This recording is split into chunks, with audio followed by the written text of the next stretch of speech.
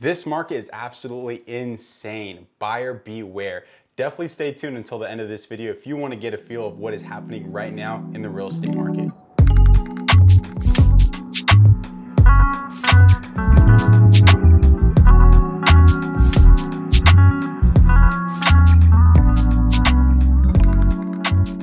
What's up YouTube? My name is Andres Restrepo and welcome back to my YouTube channel. In today's video, I will be telling you what I've been seeing as a boots on the ground real estate agent here in San Francisco. We're not even to the spring yet and we're already seeing multiple properties go substantially over asking. So it's no surprise, and I'm sure you've been seeing it absolutely everywhere, that inventory levels for real estate are super low across the board. When we look at the data here in San Francisco and we compare the number of sales for condo and single family homes that took place between 2020 and 2021, surprisingly enough, we actually saw 36.6% increase in sales in San Francisco. 2021 was one of the craziest real estate markets that I ever had the opportunity to experience, and we were seeing multiple properties going over asking and selling in a matter of days. Currently, we have a few factors at play that are driving the housing market. It's also no secret that interest rates have been rising, and a lot of the buyers that were unable to get into contract last year have been pushed into a more extreme situation this year because now they want to get that low rate locked in. Now, we also know that the millennial buyer demand has been through the roof. I am a millennial myself, and most of the buyers that I represent are also millennials. So I definitely know that they're out there and they're buying up homes. A lot of these millennials that may not be able to qualify for a down payment by their own means, they're getting familial help. So we're also actually seeing a big wealth transfer happening as we speak. Now, when we compare the 2020 sales to the 2021 sales, it's not necessarily that we have less inventory because we actually saw a 36% increase in sales. It's actually that we have an increase in velocity, meaning that properties are getting bought up a lot quicker. Now, we can get into the nitty gritty and compare, January 2021 to January 2022, but in my opinion, it's gonna be a skewed data point because we know that in the fourth quarter of 2020, right, leading up into 2021, there was a lot of inventory here in the city. So as we head into the spring, this is usually when we start seeing the inventory starting to come onto the market. There's usually two dates, and don't ask me why those dates exist or who made them up, but there's two dates in a year in the city of San Francisco when you will see the most amount of inventory coming on the market. The first date to keep in mind is gonna be after Super Bowl weekend. This historically has been when we see the spring market kind of kick off. No pun intended. And the second date to keep in mind is going to be around Labor Day. So after Labor Day in the fall is when you'll also see the next phase of inventory piling up. The spring is going to be where you're going to see the most amount of buyer activity and the most amount of overbidding in the marketplace. However, with more inventory out there, some properties may get missed because there may be others out there that were in a little bit better condition or more turnkey, or they were just more appealing, and some might go under the radar.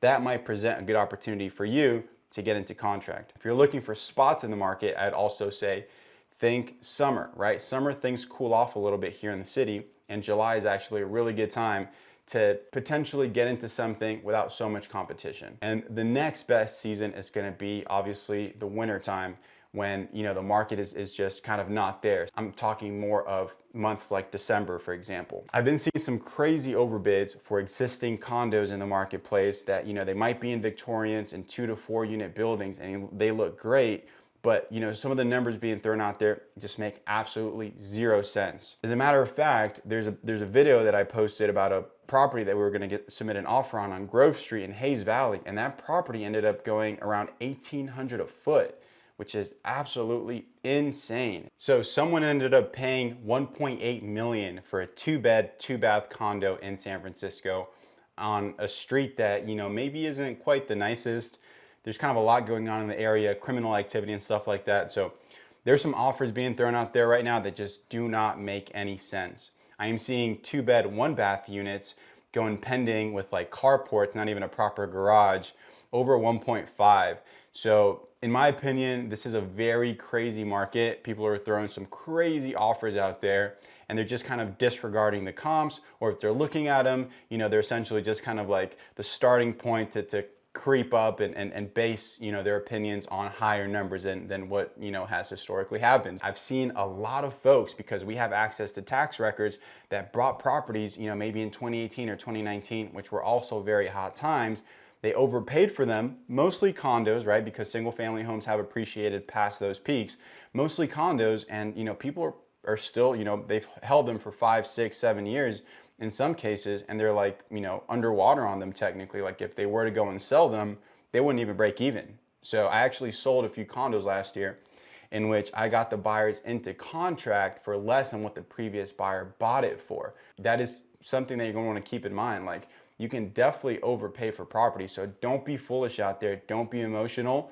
Make a rational decision. In a multiple offer situation where people are waiving contingencies and they're going crazy above ask with the "I just got to have it" mentality, that's going to end up getting a lot of people burned. And, you know, like if you overpay for a property to the point that you have to hold it for 10 years, that wasn't really a sound investment in my opinion. In real estate, you make your money when you buy. Now, again, the market has been shifting up, and if you have a long-term time horizon, it might make sense to go a little bit above the comps, but don't go stupid, because real estate is cyclical. As interest rates rise, that'll maybe take some buyers out of the marketplace, and it might provide for a cooling environment. Will that happen? We don't know. Nobody has a crystal ball to be able to predict this, but my goal is to give you guys sound information. So if you need help navigating the real estate market here in San Francisco, and you're looking for a quality agent that'll actually guide you and won't just, you know, allow you to make a stupid emotional decision unless you have buku money, right? 2, 3, 4, 5 M's, and you don't care. I'm mostly working with first-time home buyers here, and I think it's very important for you guys to make a sound decision, because this one buy could lead you to the next one and the next one if you do it correctly, and you'll be building equity along the way. You don't want to buy something that in 4, 5, 6, 7 years is worth the same or less than what you bought it for. Anyway, thank you so much for watching the video, and I'll see you in the next one.